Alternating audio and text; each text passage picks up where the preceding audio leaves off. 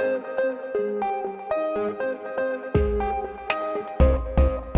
morning, and thank you all for joining us for the second annual Deedee Corradini Women's Leadership Luncheon. We will start our program today with a video about former Mayor Corradini. Immediately following, we will hear the welcome and remarks from someone that I truly admire and I am so grateful to have the opportunity to work for, Mayor Jackie Biskupski. Please, thank you. Please turn your attention to the screen for the video. Thank you. If you look at what Deedee did while she was mayor, I mean, she brought Trax into our city. She brought the Olympics here and put Salt Lake City on the world stage. I was very determined that it was the right thing to do, we had to get it done, and that it would be a success. So I was willing to fight. In describing the long campaign she led to allow women to compete as ski jumpers in the Olympics, Mayor Corradini once said, "You can be as nice as you want to be and as logical as you want to be, but at some point you have to fight." And she did. Thank you so much, Mayor Biskupski, for this wonderful honor. And it is special indeed that it is named after my friend Deedee. Deedee Corradini was a mentor to women across the state and around the world. Thank you so much for this award and recognizing the work of Spice Kitchen Incubator and the difference that the program is making in the lives of so many in our community. She never stopped working to improve the lives of others. I know I'm only 26, but I think that's what I've dedicated my life to. It's to always bringing mental health to the table. She never stopped advocating for equity and justice. My ultimate decision is always based on what is the right thing to do. It is my incredible privilege to honor her lifetime of service and bold leadership through the creation of the Mayor Deedee Corradini Women's Leadership Awards.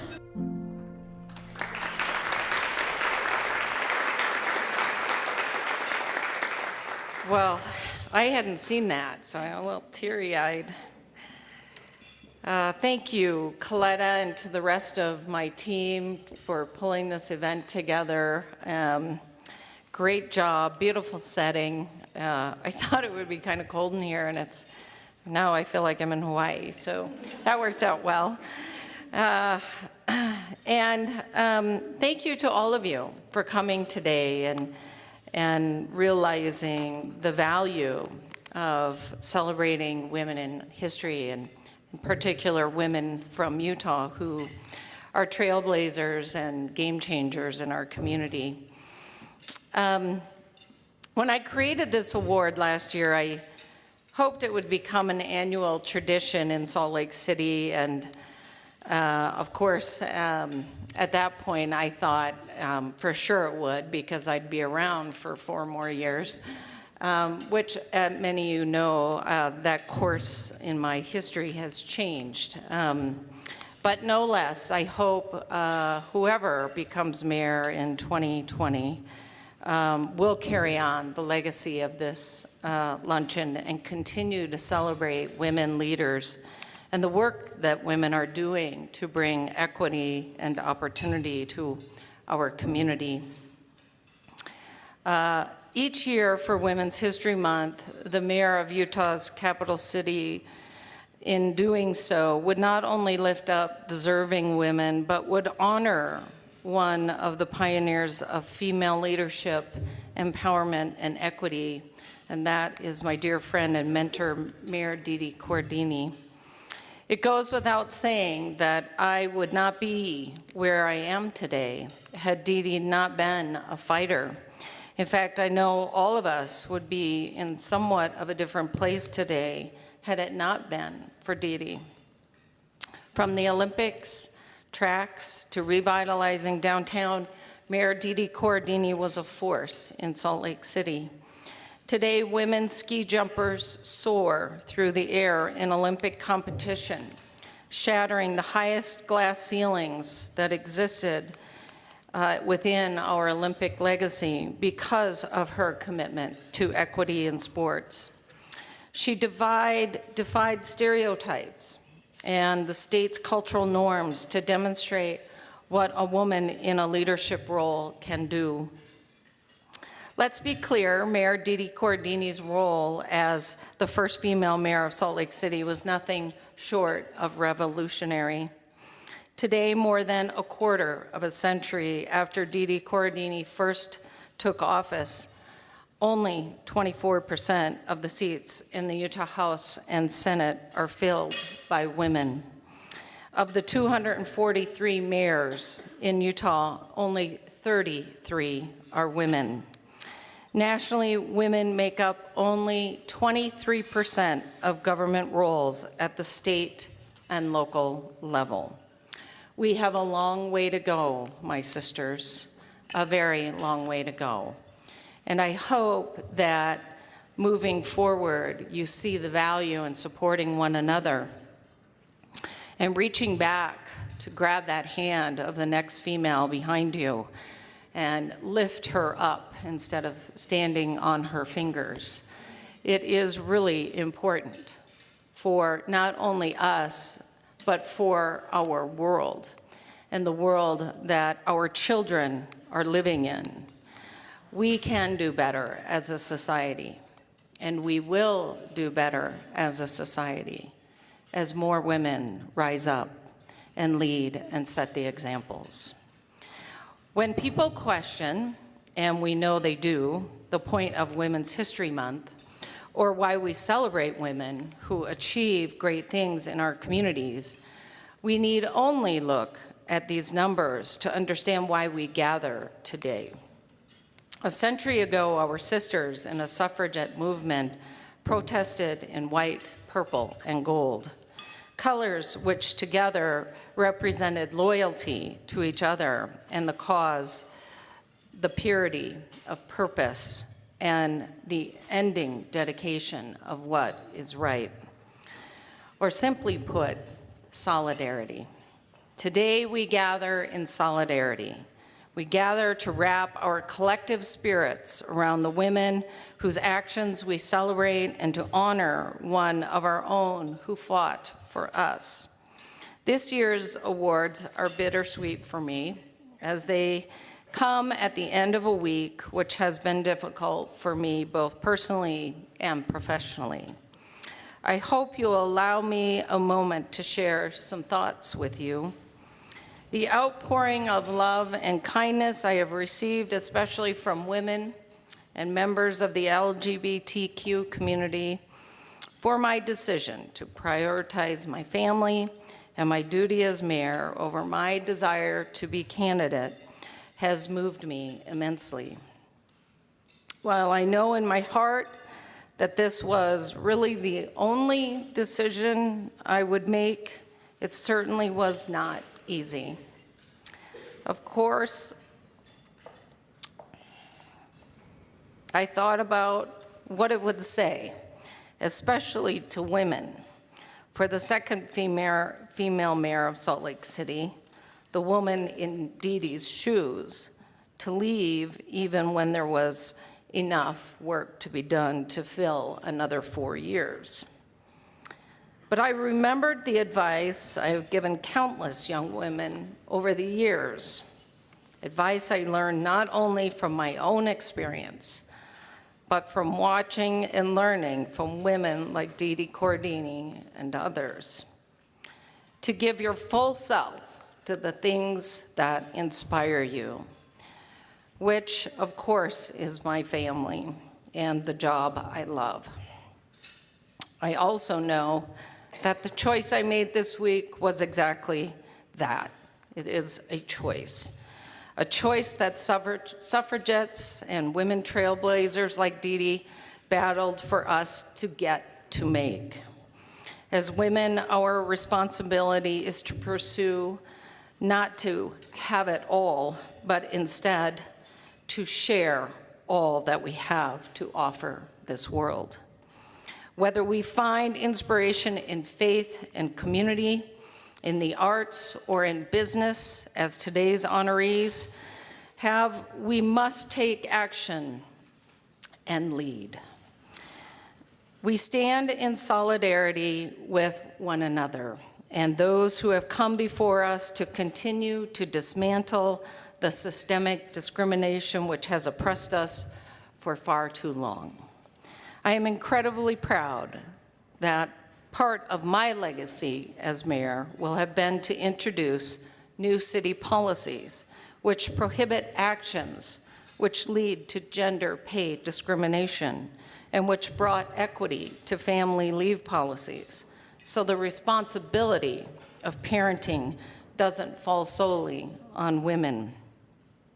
Each day on my way into the office, I walk past Mayor Deedee Corradini's portrait, and each day I hope that she looks down on me with pride.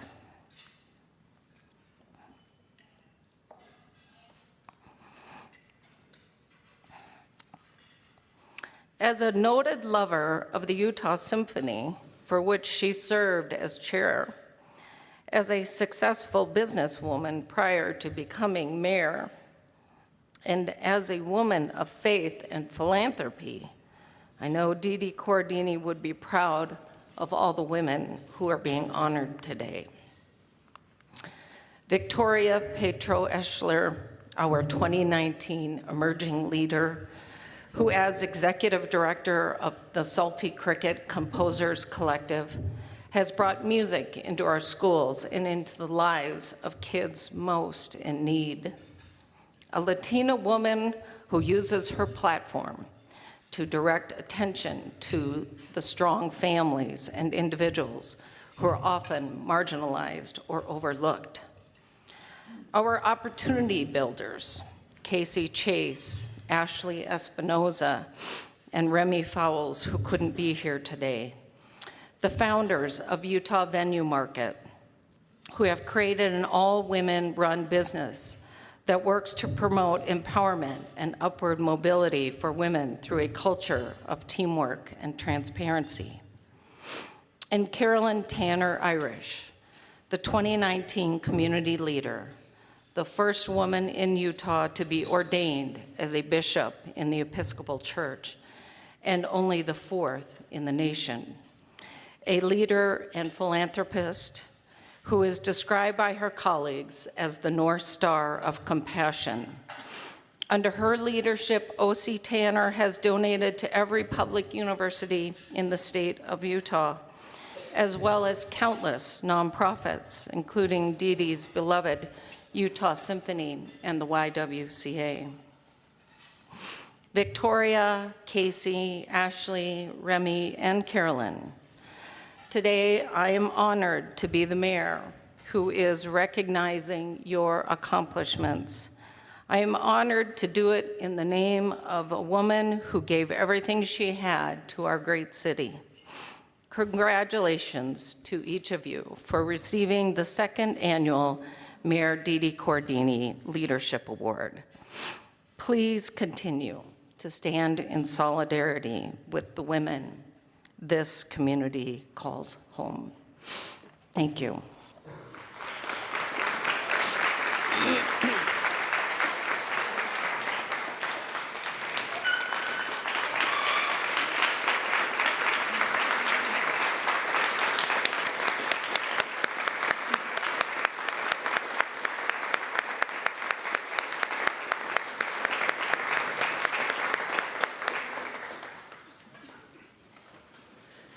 Thank you, Mayor Biskupski. Our first award today is the Opportunity Builder Award. First, we will watch a video about the award, and then we will hear words from Madeline Poole. She's an employee with the Utah Venue Market. So please direct your attention to the video for more information. Thank you. One of my favorite quotes, being an entrepreneur and being a business owner off and on for the last 15 years, is people don't care how much you know unless they know how much you care. And no one exemplifies that better than these three. what they share both in their professional lives and in their friendship is this deep love and care for those around them, and actively trying to uplift those around them. This month, I know nearly every event that I've walked in on has been a free event in which Casey or Ashlee has been working the event solo. That's pro bono. Casey's time is pro bono. This summer, I started a course for individuals that are transitioning their gender. And there is a need in this state for people with empathy and love and understanding and patience to work with these individuals. And having a space safe enough to do that, having cheerleaders in the background that are clapping and rooting for you and your endeavors, that can make you or break you. Women don't succeed until all marginalized communities succeed, and they're proactive about that. Like, she's like in it to win it, even when she's not profiting, and I think that that's such a beautiful and unique thing. And it's why I love those three girls with all my heart and why they have impacted so many people's lives, not just mine.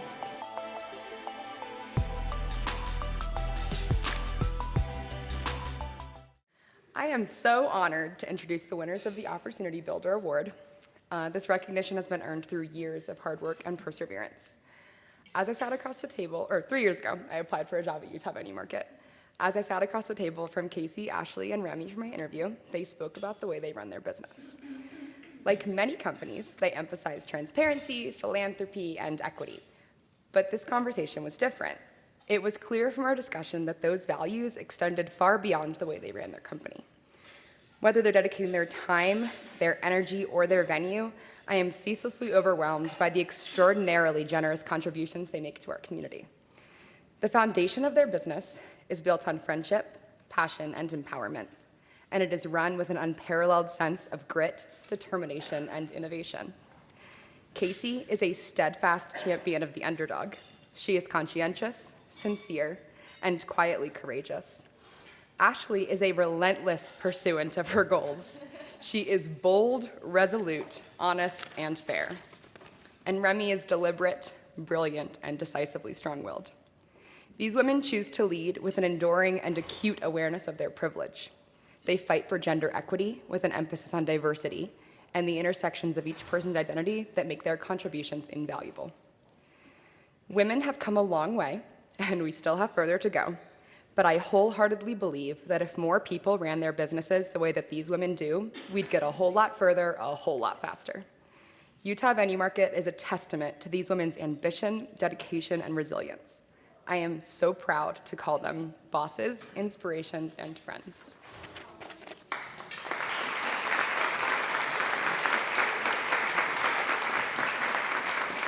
Remy is not here, but if I could have Casey and Ashlee come up to receive this award. Yeah. Yeah.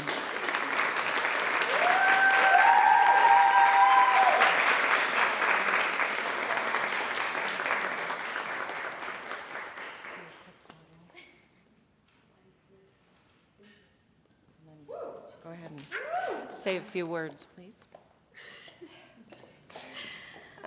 Wow. Sorry, we're quite emotional. Wasn't about expecting that. that I had beautiful no idea. video from our team. Thank you so much. And all the kind words. We literally wouldn't be here if it wasn't for that group of humans there. They supported us even before we decided to take on this endeavor, which was terrifying. Starting a business isn't easy, and we're still learning every single day. Some new hurdle comes across our plate that we have to figure out and weave through. But yeah, supporting women is everything. That's how we got here. That's what we will continue to do. And providing a physical space for people to feel safe and comfortable to pursue their endeavors is our mission, and it always will be. Do you want? Thank you so much. Thank you.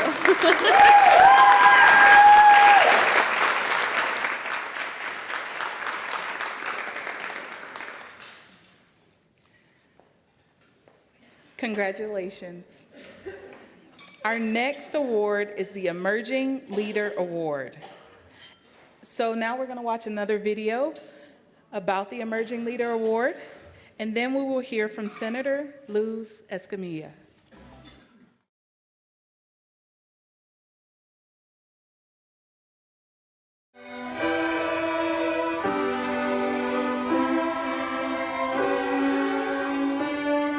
I think when I am in the community talking to people about salty cricket, I'm really talking about Victoria personally and her abilities to get things done. Part of our slogan of Salty Cricket's sort of mantra is music can change people and people can change music. And our program is all about getting music in the community, helping children to learn really tangible life skills like leadership, how to work with one another, and we're just using music to help teach them to learn those skills, to create a better community for themselves and beyond. I think Victoria, as a woman of color in a leadership role, has experienced herself many barriers to entry. And I think it's been just her calling to eliminate that barrier to entry for kids on the West Side, for kids in communities where access is difficult. That's just always been a motivating factor to provide access for everyone, no matter their current station in life. My belief in Salty Cricket is my belief in Victoria as an incredible human being capable of doing anything, and she's the hardest worker I know. I mean, I'm willing to do anything to help that organization because I believe in her beyond anything else.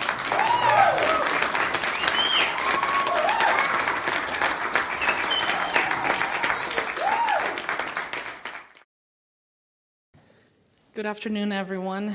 It's a real honor to be able to be here today and celebrate Victoria as an emerging leader, but also to be surrounded by amazing, powerful women, including the Mayor Biskupski, and celebrating also a legacy from Mayor Deedee Corradini. I'm very touched, and I'm going to speak from the heart. When Victoria sent me an email in the middle of the session, which is usually an odd timing, she's like, I will be honored if you could talk a little bit about my work on this award I'm receiving. And I said, that would be perfect.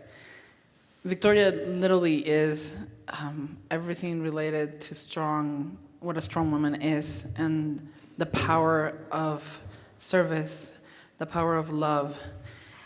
Salty Cricket El Sistema, which was founded by Victoria, and it's basically her. I mean, the words in that video are true. We all get inspired by her dedication to bring equity and justice for children.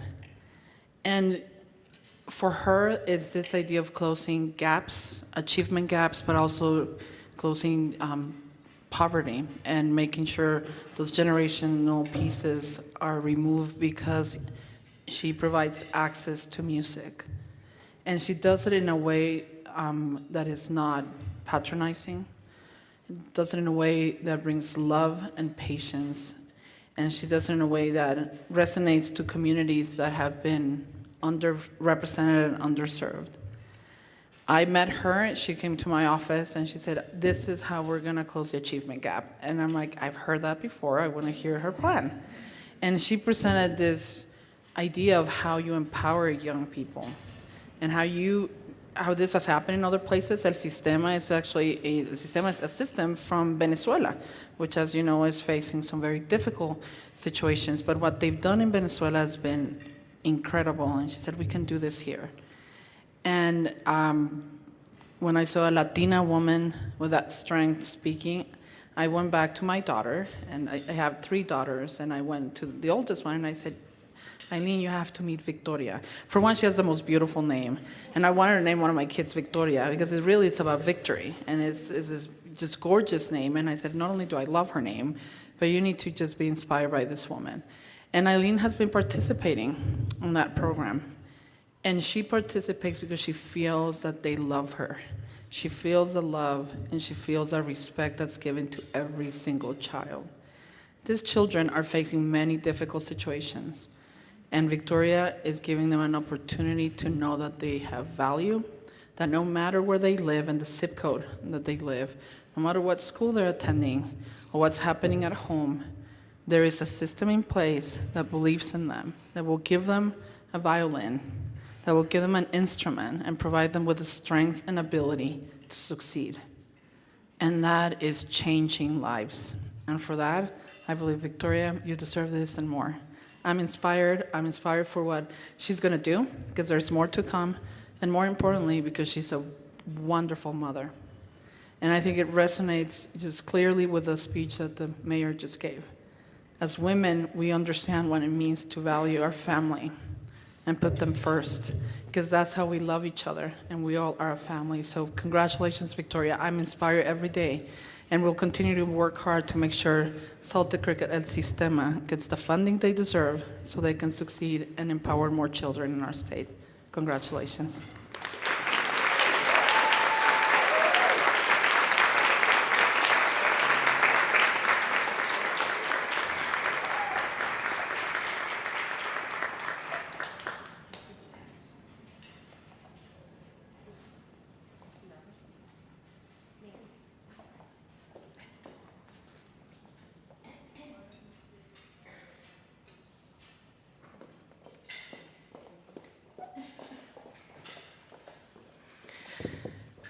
I'm typically not nervous or shy, and I am both right now, so I have a few notes.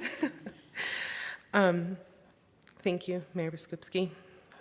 Thank you to the leadership from Salt Lake City and to all of you who dealt with like a million emails with me during this. Thank you, you guys are heroes. I'm a culmination of people who are much braver than me. I have grandparents who left from ports in Panama, in Cuba, in Calabria. And they came here and they lived with less so that I could have more. My own parents never went to college and sacrificed and made those Clinton years work for their investments so that I had no undergraduate student debt. I made sure to make up for it with my graduate degrees, but I had no undergraduate student debt thanks to them. Their biggest grievance is that I'm accepting this award in Salt Lake City and not in Raleigh, North Carolina, where they live. My past, I stand on the shoulders of really great people, but especially women. My earrings are my grandmother's, who was a woman born in 1941 in New York City, made choices that I don't have to make now. She had to choose between being a mother and being a professional who can use all hemispheres of her brain.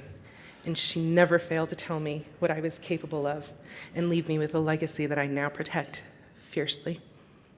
In my present, I'm bolstered by people who allow me to stand on their shoulders daily and cry on their shoulders as needed. And most of them are represented here at the table. Crystal Young Otterstrom, who founded us and embraces us as family. Turner Bitten, who is my board treasurer and fiercely guards me and my reputation at every turn. My father-in-law, Wayne Eschler, and my mother-in-law, Angelica Eschler, who make sure that when I need to cry, I have a place to go. It's down in Orem, so no one can see it. It's nice and secluded. Senator Luz Escamilla, who doesn't just say that she's going to support you, but as I'm getting this Emerging Leader Award, it's fitting that I'm coming off a month of the most difficult, trying experience of my professional life thus far. And when I went to her office during the session and disclosed everything to her in every gory detail, the only thing she said to me was, "Estamos contigo." And she backed it up, man. She backs everything up. I didn't know when I asked her to do this that I would also be getting introduced by my preferred mayoral candidate, just FYI, as a person. Let's keep that woman thing going. Mercedes Smith, who you got to hear eloquently in there, who's the principal flautist of the Utah Symphony, and raced over here from a rehearsal so that she could just show her support. Anthony Sudweeks and Adam Gerlach, who are creating some of the most amazing educational opportunities and academically closing achievement gaps and doubling down on partnerships with us and allowing me to ugly cry in their office when I need to about how I want to partner with them and do it, despite the barriers that we face. And then there's that other guy, my husband, the one who took 2 unplanned pregnancies in stride and said, "Cool, let's keep doing this." And then after we had 3 of our own perfect biological specimens, looked at our teenage babysitter who had nowhere to live and no family to love her and said, Let's take her in too. And now we have a really crowded house on the west side. And a ridiculous goal for how we're gonna make our lives work. But he does it with me every step of the way. And he composes some of the best music that's going to stand the test of time while we're doing it. And I'm motivated by the future. My past and my present have been so rich. It is almost a religious task for me. I am that student that no one knew needed to be saved. I was decoding a world where I knew I was expected to assimilate even further than the people who passed through Ellis Island requested me. I was going to go to a college where people talk in ways and expect things. I didn't know what pledging a sorority could do. I didn't know what a master's degree was. I just knew that I was the first person who was supposed to go to college. And as I go into the world, I'm still decoding on a regular basis, and I'm code switching every moment of my life. But music saved me. I was the kid no one knew needed to be saved. I was an internalizing perfectionist with a 4.0 and every scholarship you could imagine. But music saved me. It let me know that I didn't have to be perfect. It gave me the place to be safe. My husband was the kid everyone knew needed to be saved, and if you want to hear those stories, I'm sure my father-in-law has a store of them. But he was the kid running around. Music worked the same way for him, though, and it saved him. It is my right and religious duty to turn around and make sure, as this next generation comes through, that the power of arts, the power of the humanities are available to this next generation in an unrestricted way, that excellence is demanded of them no matter what color their skin is, no matter what is expected of them. Excellence is possible for them, and we're going to expect it of them unrelentingly. We're going to create leaders that are creative and resilient through the power of this music. And we're also working towards an actually equitable future. We don't want any more tokenism. We don't want any more saviorism. We want people who have a mic passed to them so they know how to advocate on their own behalves and don't feel frustrated and scared of the systems. And when they code switch with confidence. Thank you all so much. If you ever want to know what we're doing at Salty Cricket, we are so into bragging. Tell us, we will show off anytime you want. We can be found at Wallace Stegner. Thank you so much.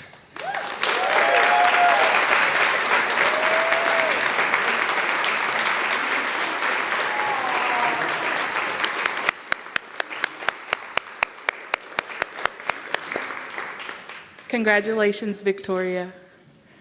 Our final award for today is the Community Leader Award.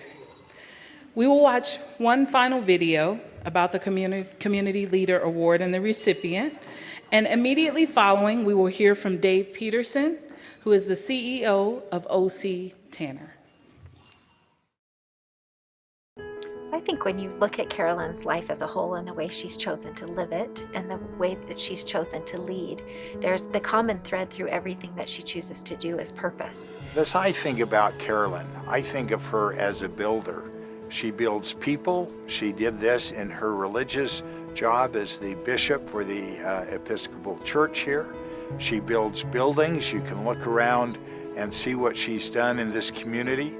She builds businesses. She's one of the great business leaders in our community with OC Tanner, and she builds the arts. She has been a great philanthropist. She has been a great supporter of the arts. I think that that is a very common thread. She doesn't do anything that doesn't serve a higher purpose. She often at board meetings will turn to the CEO and say something like, "Isn't there more we can do for the employees of the company?" The business's purpose is not to make money or to provide things, but the purpose of her business at OC Tanner is to support the lives of employees and to put beauty and kindness and goodness back into the workplace and to put dignity and respect into the mantra of leaders all over the world. With all of her recognition, she's willing to use her hard-earned clout.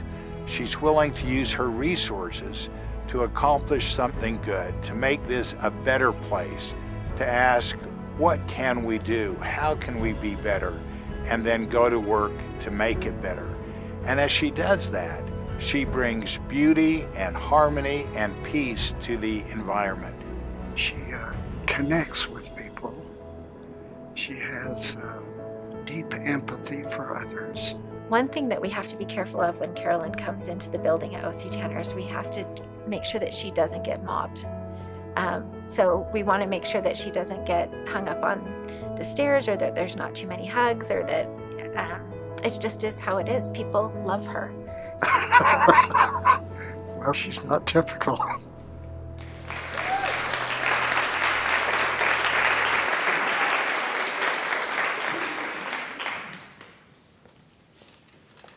Well, thank you, Mayor, for this lovely event today, and Kaletta for your work, and all of those that made it possible, including the staff here at Redview. This is a lovely place to be, and I want to add my appreciation to those of you that have already spoken. You've uplifted us and shared great messages and inspired all of us, I'm sure. It is my privilege to introduce Carolyn Tanner Irish. Now, I could tell you about Carolyn's background. I could tell you about her many accomplishments. I could tell you what others think about her, and I think you would find all of that to be genuine and inspiring. Rather, however, I choose to tell you who I know her to be. Carolyn is a thankful person. I know this, thankful, to be her favorite word and one of her many qualities. From her, I have learned the difference between thankful and grateful. They're not quite the same. Thankfulness and thanksgiving are deeper and more meaningful and more spiritual than gratitude. Carolyn is trusted. Her father handed her the reins of our company because he knew she would love it as he did. Not love the reins, but love the company, and there's a difference. The former is a love of power, and the latter is an act of humility. Obert hoped his daughter Carolyn would not just lead it, but love it. She has, and she does, and that is key to our purpose and to our vision, to our culture, and to our future as an organization. Carolyn is generous. She leads our philanthropic activity in the community. In her role as trustee of the Tanner Charitable Trust, never does she ask the company to contribute to a cause in a major way that she has not already become personally and generously involved in. Carolyn is true. She never loses sight of what we do as an organization or why we do it. Once, not long ago, in a board meeting, our executive team excitedly shared our plans and our strategic vision for growing sales. When we were finished presenting our grand plan, she gently and kindly, but firmly, reminded us of our purpose, which is to help companies acknowledge and encourage and recognize their people, and to help create great workplace cultures. Our purpose is not merely to increase sales. It was a great reminder to all of us in leadership. And under her North Star leadership as our board chair since 1993, our company has more than doubled in sales. Carolyn is thoughtful and compassionate, always concerned for others. For example, when a shareholder dividend is due to be paid, she has never, not one time, asked, "How much will it be?" She always asks, "What about the needs of the company?" and "What about our people?" So in December of 2018, she led our shareholders, which are the families of Obert and Grace Tanner and Norman and Barbara Tanner, to voluntarily and generously distribute a gift of several $1,000,000 in unanticipated, unearned, undeserved bonuses to our 1,600 people worldwide. You can do the math. And I suspect if you do the math, you'll need to double it when you're finished. This was a gift that was announced in an all-hands meeting with all of our people together in December, and it was met with audible gasps, then tears, then applause and celebration. And all of that, I'm sure, was followed by unknown, but certain changed and blessed lives. And this was not the first time she has done this. Carolyn is a remarkable woman and leader who has accomplished much, always quietly and humbly, and who blesses the lives of others at every opportunity. Carolyn, I congratulate you on this well-deserved honor. And on behalf of all of the people at OC Tanner, I want you to know that we are thankful for you. Thank you.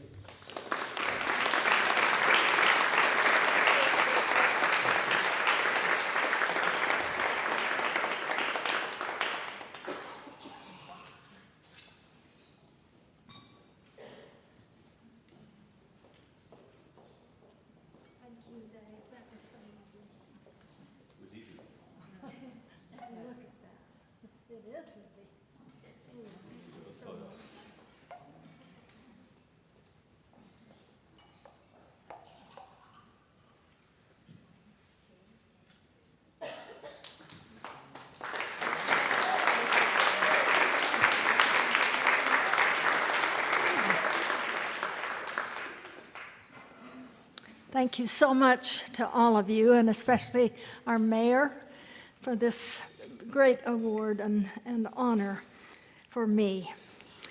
You know, bishops in my church tradition get elected. They don't get appointed. I would never have been appointed, I think. But I was elected, and I always thought that some part of the reason was that my last name, Tanner, was a popular one in Utah. So I carry that with me. I was sitting here looking at Deedee's picture, and it reminded me of when I first became bishop here. She took me out to lunch, and she gave me assignments. 1, 2, 3, 4 things I was to do. And I sort of started to jot them down and think about them, but they were quite far from what my intent had been, and yet they were broad and virtuous and generous and so on. It was the only time I ever had a personal moment with her, but I certainly recognized her as a special person in Salt Lake. When I became bishop, I was returning to Utah because I was born and raised here by the Tanner family. So I didn't have to go through some jarring big change in the city or the climate or what have you. And so it's been a real blessing for me to serve in that way, and I have recognized some of my flock here that I so cherish, and others of my flock that is now the Tanner Company. I consider them in the same way as people that I am to cherish and work with and love. So I thank you so much for the kindness of this award. It's very, very special to me, and I will do my best to keep on. I don't know if I've still got the list of things that Deedee thought I should be doing, but I see the Tanner flock right there, and I cherish that and enjoy it every single day. And now my son Stephen, who has moved back here too, is going to be joining me at the company in some of the leadership roles. That will be great fun. Thank you all very, very much for this recognition, and I will do my best to live up to it as a good leader. Good.